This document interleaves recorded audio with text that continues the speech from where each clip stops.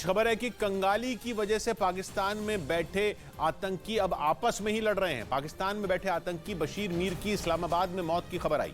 बशीर मीर हिजबुल मुजाहिदीन का कमांडर था जो कश्मीर में आतंकवादियों को भेजता था और कश्मीर में हिजबुल मुजाहिदीन के हर ऑपरेशन में बड़ी भूमिका निभाता था।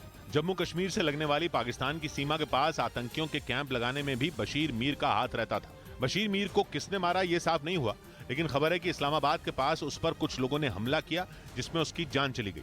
मतलब ये कि हिजबुल मुजाहिदीन का एक खूंखार आतंकी जिसे आईएसआई सुरक्षा देती थी, उसकी इस्लामाबाद में ही हत्या कर दी गई।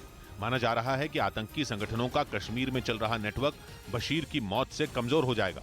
लेकिन बशीर अकेला ऐसा आतंकी नहीं है जिसकी इस तरह से मौत हो गई हो, बल्कि इससे पहले जहूर मिस्त्री की मौत की खबर भी आई थी जिसकी कुछ इसी तरह कुछ हमलावरों ने हत्या कर दी थी। जहूर मिस्त्री भी भारत के मोस्ट वांटेड आतंकियों की लिस्ट में था, बल्कि उसकी तलाश तो भारतीय एजेंसियां दशकों से कर रही थी, क्योंकि 1999 में IC-814 को हाईजैक करने वाले 5 आतंकियों में जहूर मिस्त्री भी शामिल था।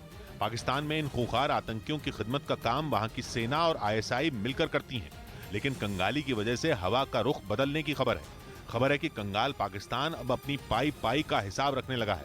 इसीलिए आतंकियों की फंडिंग कुछ महीनों से बंद है। न तो उन्हें हथियार खरीदने के लिए फंडिंग मिल रही है और न ही पेट भरने को पैसा मिल रहा है।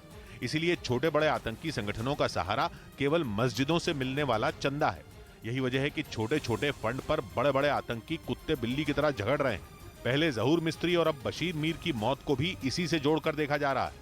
इधर दिल्ली के मॉडल टाउन इलाके में के एक बैंक के अंदर दिन दहाड़े फायरिंग से लोगों में दहशत फैल गई। बताया गया कि दिन के वक्त करीब 2:30 बजे गोली चलाने वाला आरोपी बैंक के अंदर पहुंचा और आरोप है कि कैश काउंटर के पास पहुंचकर उसने पिस्तौल निकालकर हवा में गोलियां चला दी। हालांकि तुरंत ही पुलिस को घटना की खबर दी गई और पुलिस ने बैंक में पहुंचकर आरोपी को पकड़ लिया। 5 राउंड फायर किए उसने।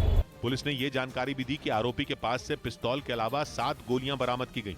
इस बीच गैंगस्टर और आतंकी गठजोड़ के खिलाफ एनआईए ने देश के 8 राज्यों में छापेमारी की। बताया गया कि लॉरेंस बिश्नोई के गुर्गों से पूछताछ के आधार पर एनआईए ने छापेमारी की कार्रवाई को अंजाम दिया और देश के 8 राज्यों में 70 से ज्यादा जगह पर छापेमारी की कार्रवाई की।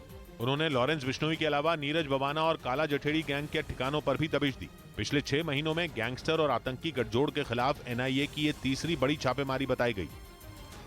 चंद सस्ती ख्वाहिशों पर सब लुटाकर मर गईं।